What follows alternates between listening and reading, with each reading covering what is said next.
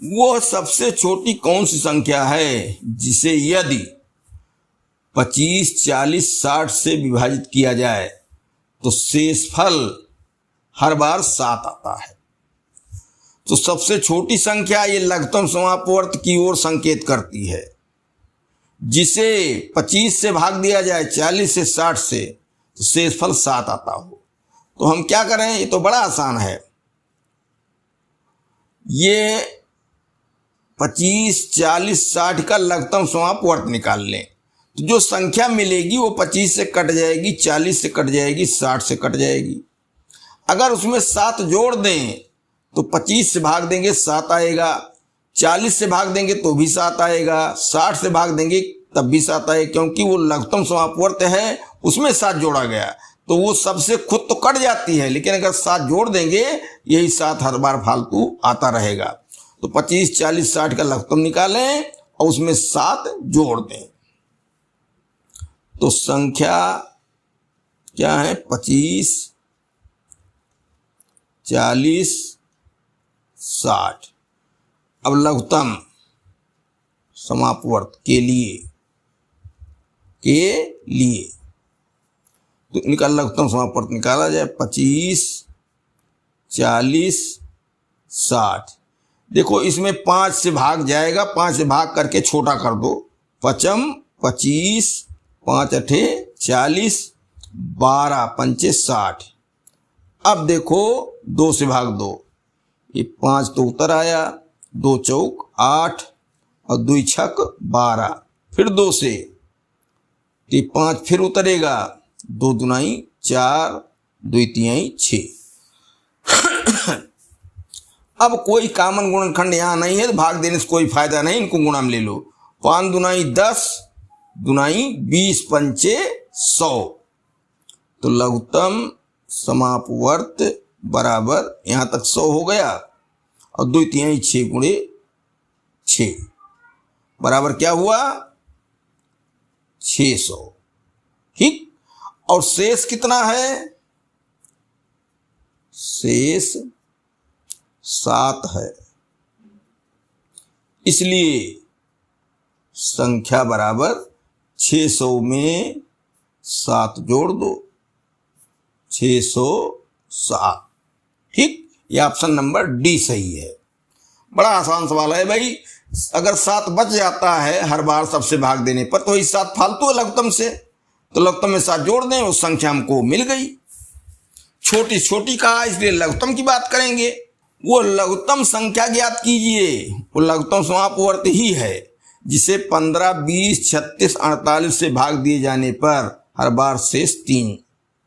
तो ये पिछले सवाल जैसा है, इन संख्याओं का लघुत्तम समापवर्त निकाल लें, वो इनसे कट जाएगा और कह रहा है शेष 3 बचता है तो 3 जोड़ दें, बात खत्म। तो संख्या क्या है, 15, 20, 36, 48। अब लघुत्तम समापवर्त के लिए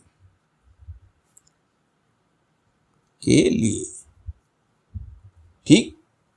तो 15, 20, 36 और 48, इसको भाग दिया जाए कितने से, 3 से। तो 5 तिहाई 3 पचे 15, ये नहीं कटेगा तो 20, 12 तिहाई 36 और ये होगा 16। अब 2 से भाग दे दो, 5 ऐसे रहेगा, ये हो गया 10, ये हो गया 6, ये हो गया 8। फिर 2 से 5 ये फिर उतरा, 2 पंचे 10, 2 तिहाई 6, 2 चौक 8। अब 5 से भाग दे दो, डबल 5 है, कॉमन है, 5 1 के 5, 5 1 के 5, 3 और 4। अब कोई कॉमन गुणनखंड नहीं है, 2 से काटेंगे तो 2 दुनाई 4, केवल 4 कटेगा, 3 से काटेंगे 3 कटेगा, तो ये गुणा में ही ले ली जाए। इसलिए लघुत्तम समापवर्त बराबर 3 दुनाई 6 दुनाई 12 पंचे 60, ये कर लिया करो 60 में भाई, और 3 चौक 12, 12 छक 72, 720। शेष कितना है? शेष आ रहा है 3। तो इसलिए संख्या बराबर 720 धन 3 बराबर 723। ठीक, यही संख्या हुई। ऑप्शन नंबर डी सही है। वो लघुत्तम संख्या ज्ञात कीजिए जिसे 24 36 से विभाजित करने पर शेषफल क्रमशः 14 और 26 हों।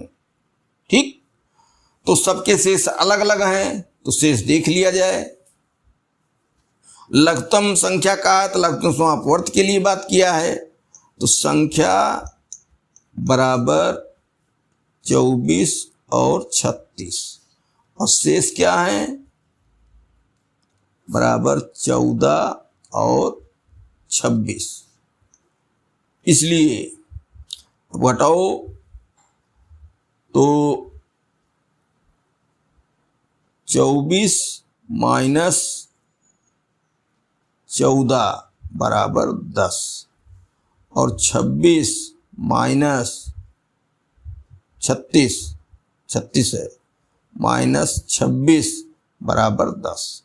शेष दोनों बराबर आया, इसलिए 24 और 36 का लघुत्तम समापवर्त।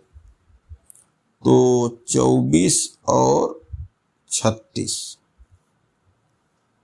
क्या हुआ?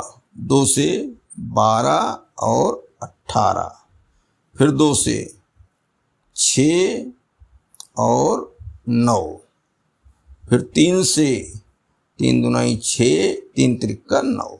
यहाँ कोई कॉमन गुणनखंड नहीं है, इसलिए गुणा करो। लघुत्तम समापवर्त बराबर क्या हुआ?